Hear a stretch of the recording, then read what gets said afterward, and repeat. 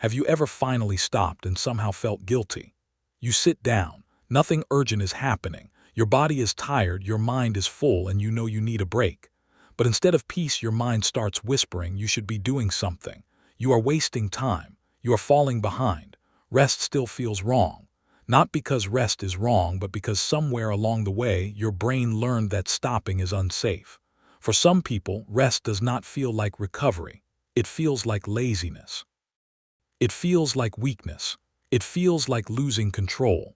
They lie down, but their thoughts keep moving. They close their eyes, but a quiet pressure follows them, as if someone could walk in at any moment and ask, "Why are you not doing more?" And this is where rest becomes complicated. Rest is not only physical. Rest also depends on what you believe you are allowed to be when you are not useful. Some people learned that being good meant being helpful, being responsible, being available, being productive, being the one who keeps going. And when that becomes your identity, rest can feel like stepping out of the only role that ever made you feel safe. If you are not doing something, who are you? If you are not useful, are you still valuable? That is why rest can feel so loud. On the surface, you are only taking a break. But underneath, you may be challenging an old belief. I am only worthy when I am doing enough. And old beliefs often get louder when you finally stop, because busyness can hide feelings. When you are constantly moving, there is always another task, another message, another problem, another reason to avoid what you feel. But rest creates space. And space can be uncomfortable when you are used to surviving through motion. Suddenly the fear gets louder, the sadness gets closer, the emptiness becomes easier to notice. So the mind says, get up, do something, be useful, do not sit with this. And sometimes we mistake that panic for discipline, but not all pressure is discipline. Sometimes it is fear wearing the clothes of ambition. There is a difference between being driven and being unable to stop. There is a difference between responsibility and treating yourself like a machine that has to earn rest. A machine can run until it breaks. A human being cannot. But many people only allow themselves to rest when they have completely collapsed. They do not stop when they are tired. They stop when they are forced to. They wait until the body says no louder than the guilt says keep going. But rest was never supposed to be a reward for destroying yourself first. Rest is not a prize. Rest is maintenance. A phone does not become lazy when it needs charging. A body does not betray you when it asks for recovery. Everything alive needs cycles, effort and recovery, focus and silence, movement and stillness. But when it comes to ourselves, we often expect endless output. We want focus without pause, kindness without space, strength without sleep. Then we wonder why we feel empty.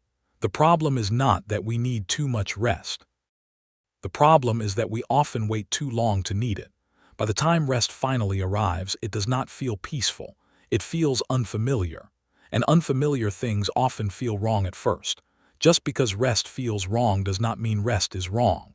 It may only mean your nervous system is not used to being safe without performing.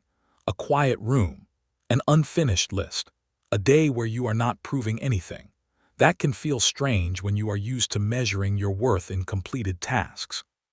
But a completed task is not a complete person, and productivity is not the same as peace. You can finish everything and still feel far away from yourself. You can be praised by others and still feel exhausted inside.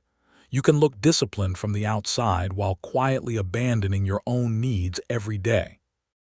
That is why rest is not the opposite of growth. Rest is often what makes real growth possible. When you rest, you start to hear the difference between what matters and what is only noise. You notice which pressure is real and which pressure was learned. You notice when ambition is healthy and when it is only fear of not being enough. At first, rest may feel awkward. You may reach for your phone. You may want to clean something, plan something, fix something, prove something. That does not mean you failed at resting. It means you are meeting the part of you that still thinks stillness is unsafe. You do not need to hate that part. It probably helped you survive. It helped you become responsible. It helped you keep going. But maybe now it does not need to run everything. Maybe now you can feel guilt and still rest. You can have unfinished tasks and still breathe.